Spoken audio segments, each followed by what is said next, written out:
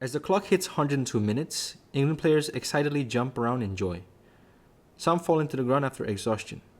One fell and broke his arm without playing. They had survived the altitude in the Azteca. But how did we get here? Let's talk about what happened. England survived with 10 men against the co-host Mexico at their own soil. Goals from Jude Bellingham and Harry Kane's penalty was enough to give them the advantage, as Mexico tried to claw back with a goal from a set-piece rebound by Quinones and a penalty by Raul Jimenez. If we look at the stats, surprisingly, England didn't have a lot of possession overall. Only 33% of possession to Mexico's 67%. Perhaps this is a source of a different approach for Tuchel to be more direct and let the opposition have the initiative to allow England to counter quickly.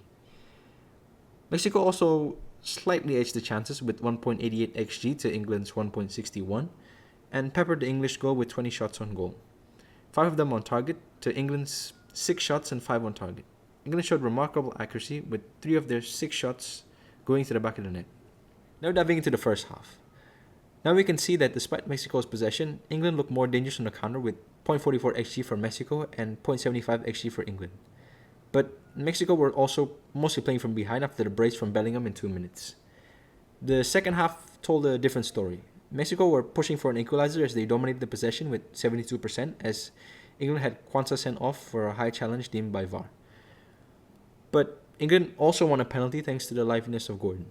Mexico took a lot of shots around the English goal, as well as from the outside, but couldn't make the breakthrough as England stood firm. So now let's talk tactics. Mexico had set up with a 4-3-3, while England had set up with a 4-2-3-1. Mexico had their midfield three of Mora, Romo, and Lira, and a front three of Alvarado, Quinones, and Jimenez. But in possession, they looked a little different. Lira was the number 6, and he dropped to the back 4 to help progress their play.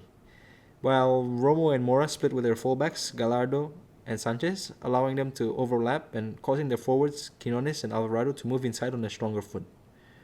Jimenez was also a nuisance up top. This setup made Mexico have a lot more of the ball, and they were rarely off ball. And when they did, they looked to press with their forwards and midfield. One time, Lira was caught in 2 minds whether to press Anderson or let him allow the space, and he ended up letting him allow the space, but the ball was thwarted by Sanchez. Now talking about England, I mentioned before about Tuchel's setup and shape, but England had set up with a 4-2-3-1 with Bellingham as a 10 and Anderson and Rice behind him. The key call in this game was Quansah at the back 4 as England sought to find a solution to their right back woes. However, in possession, England looked a little different, with O'Reilly dropping into the back 3 with Quansah and Gehi as Quansah pushed into the midfield while the winger stayed wide. England were mostly off ball this game and looked to press Mexico high with their 2 holding midfielders following the trigger. But when they did have the ball, they looked direct and early for Gordon and Saka to go 1v1 versus the Mexico fullbacks. This was actually the source of Gordon's chance in the first half, with him going at Sanchez in a 1v1 before firing a shot at Rangel's gloves. This direct play also led to England's first goal. From a Jordan Pickford claim, he found Declan Rice, who drove with the ball unimpeded, before handing it over to Saka, who went at the left back of Mexico and drove to the byline before crossing it to the head of Bellingham. But notice this, the run Bellingham's making and the short movements. He knows Kane will peel into the front post and just jukes in a little to get in behind Sanchez and Alvarado. It was a great weighted ball from Saka and he just nods it in. 1-0 to England. 2 minutes later, Mexico were rocked again. After not tracking Bellingham's run for the first goal, they made a second mistake as Mora turned into Anderson and lost the ball to England's high press. Gordon released Bellingham into a 3v2, who fed Kane, who fed it back to Bellingham, and it was 2-0. The stadium was stunned. Bellingham with the brace, and England was flying. Not long after, Saka gave away a needless free kick on the edge of the box.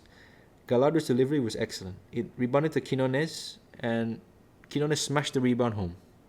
But watch Montez's movement here to cause some problems for Quansah. This was Mexico's plan all along. They had an earlier cross denied by a brilliant Pickford save from a Jimenez header, his movement eluding the centre backs to get into the crossing position for Alvarado to cross. But Mexico kept coming, corner after corner, chasing the first half equalizer. And then Pickford made another wonderful save and Bellingham denied a chance for Montez at the back post. It was half-time and a sigh of relief from England. The second half started with a change from Mexico as Alvarez, who was a midfielder by trade, replaced Montez, and Mexico wanted to push for an equalizer.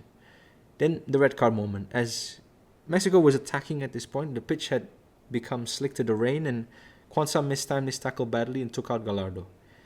It was a high and reckless challenge, and he didn't need to make it. He didn't get the ball, and his studs made contact with the Mexico player's shin. And by Law 12 under IFAB, the tackle constitutes as excessive force and serious foul play. So in the end, it was a justified red card, but it is still puzzling to see why the referee didn't see it at first and had to go to VAR to make that decision. Anyways, back to the game. Now England are down to 10, and Tuchel sacrifices Saka for John Stones as Quansah shifted to the right. They continued to go long and found Harry Kane, who got the first header, and the rebound to Gordon, who was quicker than Sanchez, and an error from the keeper Rangel took him down. Now England have a penalty, in which Harry Kane stepped up and he put it away.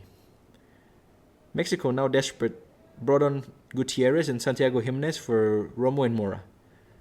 They went up top with two with Santiago Jimenez and Raul Jimenez and kept crossing to the box. And then Harry Kane mistimed the clearance and caught Gutierrez, resulting in a penalty for Mexico, and Jimenez slotted away. It was going to be a nervy final moments ahead.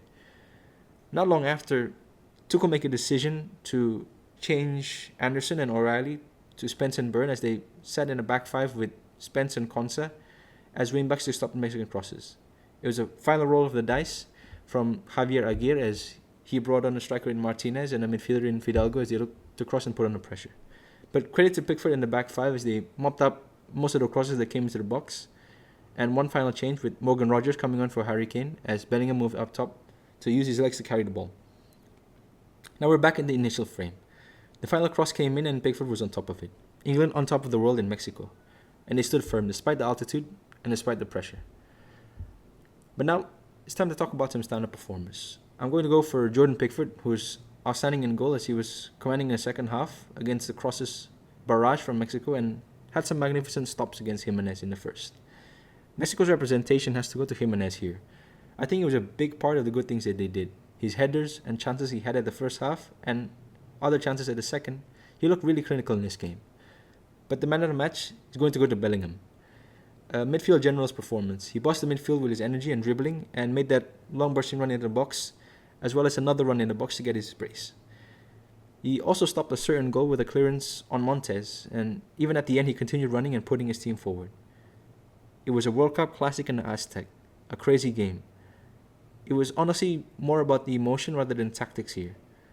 England also defeated Mexico in '66 when they won the World Cup. As they continue to march to the quarterfinals, they have shown mettle.